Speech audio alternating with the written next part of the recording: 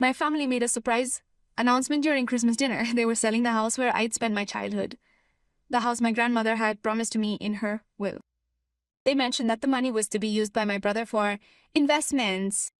I objected to their plan, only to be met with accusations of selfishness. They were completely unaware that I had spent the last 5 years in secret building a substantial real estate empire. The house they intended to sell, I'd already bought it, using a shell company. The day they discovered the truth was the day everything changed forever. Subscribe to our channel so you don't miss true stories of revenge, justice, and personal rebirth. Snow was falling lightly in Milan that Christmas Eve, covering the streets with a white blanket that seemed to promise magic. For my part, I knew there would be no magic that evening, just the usual family routine in which I was always a supporting player, never the central figure. My name is Elena Martelli. I am 27 years old, and this is the story of how my family tried to steal my grandmother's inheritance, and how I turned their betrayal into my greatest victory. I arrived at the family villa on Via Monte Napoleone with a bottle of 2015 Barolo and a heavy heart. That house belonged to me. Not legally yet, but spiritually, yes. Every stone, every window, every corner of the garden held memories of afternoons spent with Grandma Beatrice, the only person who had ever truly understood me. "Are you late?" My mother Patricia greeted me at the door without even a kiss. She was wearing a burgundy Prada blazer and that expression of perpetual disappointment that she reserves only for me. "Your brother has been here for half an hour." Of course he was. Matteo, the golden son, the male heir, the one who could do anything and still receive applause every time. In contrast, I was Elena, the daughter who had chosen to study architecture instead of marrying the lawyer they had introduced me to at the age of 20. The daughter who had moved out on her own at 22, to the scandal of her family. She was the daughter who had used that to build her own life. Hit the like button and subscribe to discover how this tale of family betrayal develops into something quite unexpected.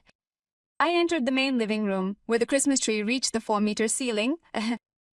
Murano crystals hung from the branches, reflecting the candlelight. Everything was perfect, artificial, cold, as always. Matteo was sitting on the green velvet sofa next to his wife Federica. Federica was a girl from a good family, and my mother adored her primarily because she knew how to behave. My father Sergio was reading the Corriere della Sera by the fireplace, his reading glasses resting on the tip of his nose. "Elena," Matteo finally said, standing up to kiss me on the cheek. His smile didn't reach his eyes. "We were about to start without you." "Start what?" I asked, placing the Barolo on the coffee table. "To talk?" my father replied, lowering the newspaper. "We have important matters to discuss." A shiver ran down my spine. I knew that tone.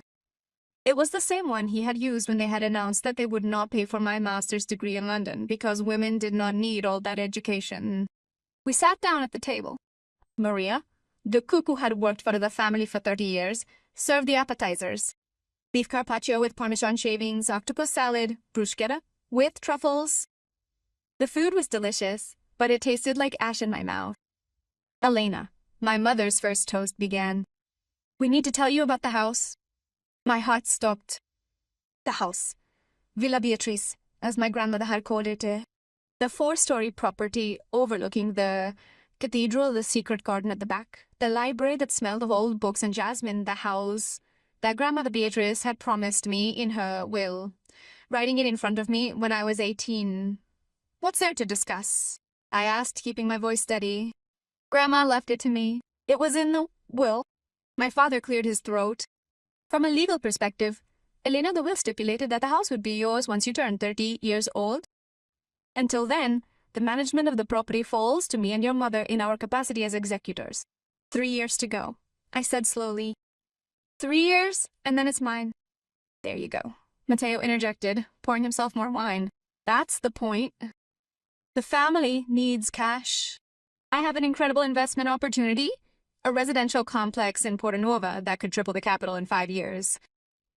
I looked at him in disbelief. "And so we've decided to sell Villa Beatrice," my mother said in a final tone, as if she were announcing the dinner menu. "The real estate market is favorable. We can get 4 million, maybe 5. The world seemed to stop. The clink of cutlery against porcelain, the crackle of the fire in the fireplace, even my breathing. Everything crystallized in that moment of absolute betrayal. "You can't," I whispered. "A will is illegal." "A will, my father," interrupted me. "It gives us administrative authority until your 30th birthday. We've consulted 3 lawyers. It's all perfectly legal." "But it's not fair," I said, my voice cracking. "Grandma wanted it to be mine. She promised me. We spent entire afternoons together in that house. She told me stories, taught me how to cook in her garden." "Romantic stories?" My mother cut me short. "Elena, you have to grow up. This is a rational family decision. The money will be reinvested for the good of all." "Of all?" I repeated with a bitter laugh. "You mean Mateo's?" "Your brother has a family to support," my mother said. "He has responsibilities. You, on the other hand, live in that little apartment, tiny apartment in Porta Romana. You work in that architecture firm that no one knows about. Why haven't you ever helped me?" My voice finally exploded. "Because every penny I've earned all by myself while Mateo was still receiving monthly checks, even at 35. The silence that followed was icy. Federica looked at her plate. Mateo smiled smugly. My parents were looking at me as if I were a hysterical little girl acting up. "This conversation is over," my father said. "The house will be put up for sale in January. You'll receive a portion of the proceeds when you turn 30 as stipulated in the will. In the meantime, I suggest you focus on your own life instead of clinging to sentimental promises." I stood up so abruptly that the chair fell back. "You know what I'm telling you? Go ahead, sell the house if you must. But don't expect me to stay here pretending this is still a functioning family." I grabbed my coat and went out into the snowy night, leaving behind their irritated voices calling out to me. Tears welled up in my, although my eyes were burning. I wouldn't let them win. Not yet. The fact that Elena Martelli was more than just an architect, working for a firm that no one had ever heard of, was something my family didn't know, something no one knew. Over the past 5 years, under the professional pseudonym I Am Costruzioni, I had built a 10 million euro real estate portfolio. Initially, my business started small, buying up older apartments in neighborhoods undergoing gentrification. These apartments were then lovingly renovated, transformed into stunning architectural pieces, and resold for substantial 300%. Then I moved on to commercial properties, then residential complexes. I'd poured every cent into it, lived a frugal life, and stealthily built up a powerful empire, operating in the shadows. Why in the shadows? Because I knew with certainty that if my family ever learned of my success, they would find a way to claim it as their own. Matteo would say he had given strategic advice. My father would claim that his contacts had opened the doors for me. My mother would simply have demanded a share, as our family shares everything. But Villa Beatrice was different. It wasn't just a property. It was my childhood, my memories, the only place I had ever felt loved unconditionally, and they thought they could take it away from me. What would you have done in my place? Write in the comments, and don't forget to subscribe to the channel to see how this story unfolds. The day after Christmas, I called my trusted attorney, Dr. Ricci, a 60-year-old man with 40 years of experience in estate law. Elena said, when I explained the situation to him, "I understand your anger, but I'm afraid your parents are technically right. As executors of the estate, they have the authority to administer the estate, including selling it if they deem necessary. Is there a way to stop them?" There was a pause. Just one. What if someone else bought the house before it went on the open market, a private sale, a quick one?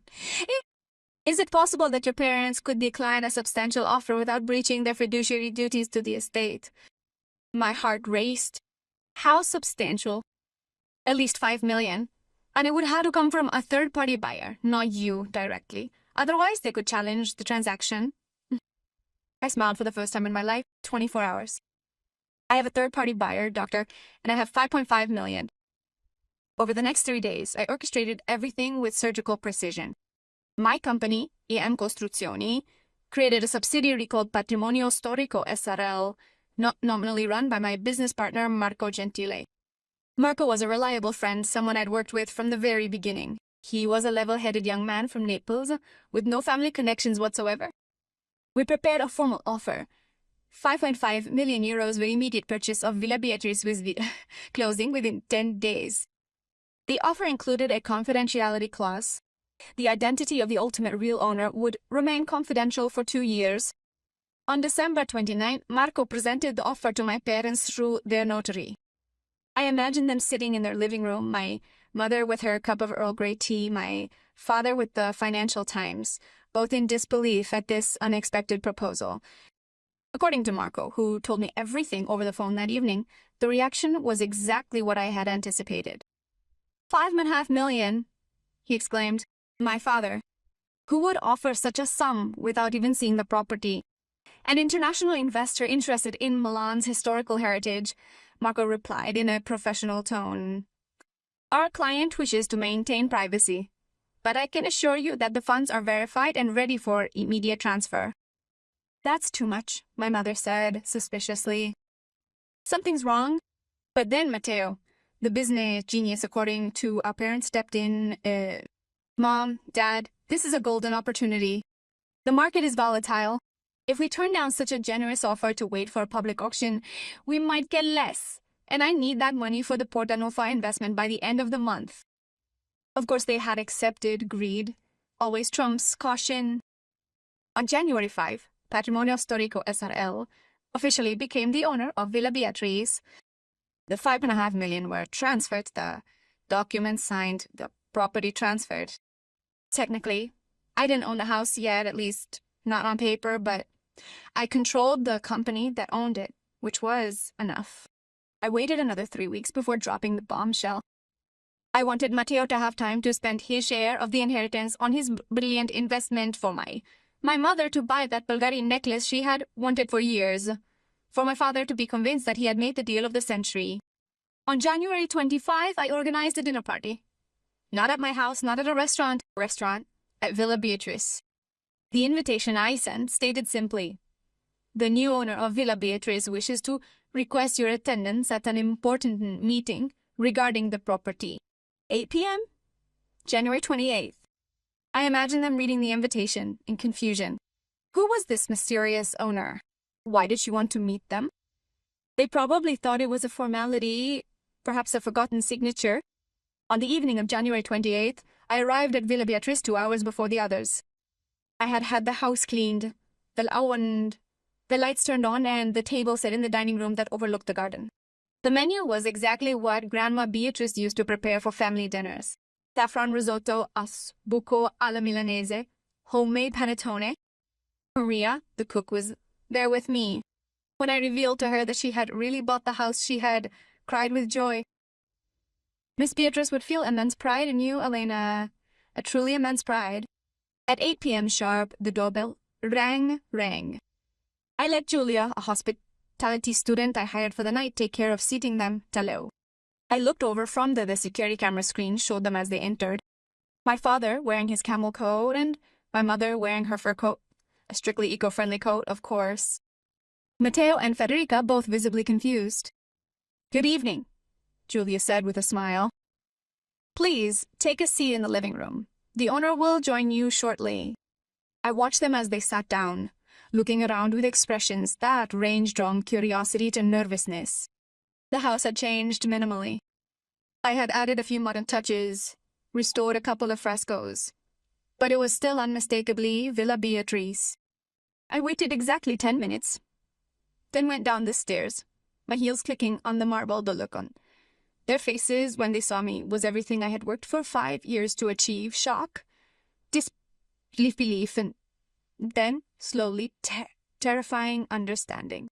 Good evening, I said calmly, sitting down in the armchair that had belonged to my grandmother. Welcome to my home. What?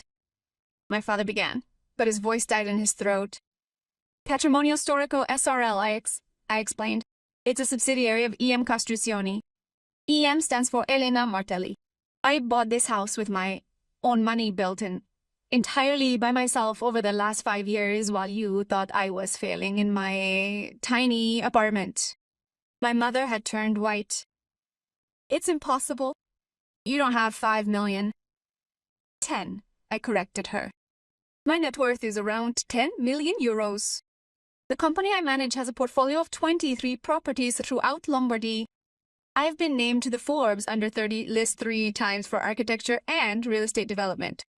Only I use a professional pseudonym, so you didn't know that? Matteo laughed nervously. Are you kidding? This is absurd. Do you want to see the financial statements? I asked, pulling a tablet from my bag. Or would you prefer me to call Dr. Ricci to confirm that the sale was made perfectly legal and irrevocable? The silence was deafening. Why? My father finally asked, his voice cracking. Why do all this? Could you have just told us what? I interrupted him. The anger I had been suppressing for weeks was finally released. That I had succeeded? Then you could claim it as your own ahagdo. Matteo would have said that his advice had helped me. You, Dad, would have claimed that your connections had opened doors for me, and you, Mom, would have simply demanded money because the family shares everything. I stood up and walked towards the window that looked out onto the garden where Grandma Beatrice grew roses. I intentionally allowed you to believe I was failing, because it was the only approach that allowed me to create something entirely and uniquely my own. And you know what? This was the best decision I've ever made, because your attempt to sell Grandma's inheritance under my nose revealed your true character, Retin. You showed your true self? Elena, please? My mother began, but I shook my head. No. Now you will listen. Villa Beatrice remains mine. The confidentiality clause in the contract, it expires in 2 years. But it doesn't matter because legally there's nothing you can do. You voluntarily sold at a fair price, and the fact that I was the buyer doesn't invalidate the transaction. I turned to Matteo. And that brilliant investment of yours in Porta Nuova. I checked. The company that sold you those apartments is under investigation for fraud. You spent your share of the inheritance on a project that will never be completed. His face turned purple. Liar. Control tomorrow's Repubblica, I said calmly. The article will be on the front page. I looked each of them in the eye. Here's what's going to happen now. You'll leave this house and never come back without my invitation. I'll continue with my life and my career, and you'll continue to pretend to be the perfect family that you never were. Are you cutting us out? My mother asked in disbelief. No. I replied, I'm freeing you. Now you won't have to pretend to love me or be proud of me anymore. And I won't have to desperately seek your approval anymore. My father stood up slowly. In the shadow of the fireplace, he suddenly looked old. Your grandmother wouldn't have wanted this. Grandma Beatrice, I said firmly, wanted me to have this house because she knew I was the only one who would love it the way she did. She was right. What if she were here now? I'm sure she'd be applauding. I walked them to the door myself. As they stepped out into the January cold, my mother turned around one last time. Elena, you can't just say good night, I said, and closed the door. I stood there in the marble foyer, listening to their cars drive away in the silence of the night. The tears finally came, but they weren't light of sadness. They were of relief. 2 months later, Villa Beatrice was no longer just my home. It had become the headquarters of IM Costruzioni. I had converted the 3rd floor into offices, keeping the rest of the villa as a private residence. Grandma Beatrice's garden had been restored exactly as I remembered it, with its climbing roses and the little gazebo where she used to read me poetry. Matteo, as I had predicted, had lost all his money on the investment amid fraudulent. He had tried to reach out to me through increasingly desperate messages, but I hadn't responded. Some lessons have to be learned the hard way. My parents had made an effort to contact me through lawyers, attempting to find a legal loophole. There was none. Subsequently, they tried to guilt me, arranging for older relatives to tell them that I was ruining the family, although the truth was that the family had destroyed itself long before I bought that house. One evening in March, while I was working late at the office, the doorbell rang. On the security monitors, I saw my mother alone, without her fur coat, wearing a simple raincoat and an expression I had never seen on her before. I hesitated. Then, against all my instincts, she opened the door. Elena said without coming in, standing in the doorway. I'm not here to ask for anything. I just wanted to tell you that you were right. I looked at her without speaking. We were never the family you deserved, she continued, her voice cracking. And you built an extraordinary life despite us, not because of us, not. Your grandmother knew that. That's why he left the house to you.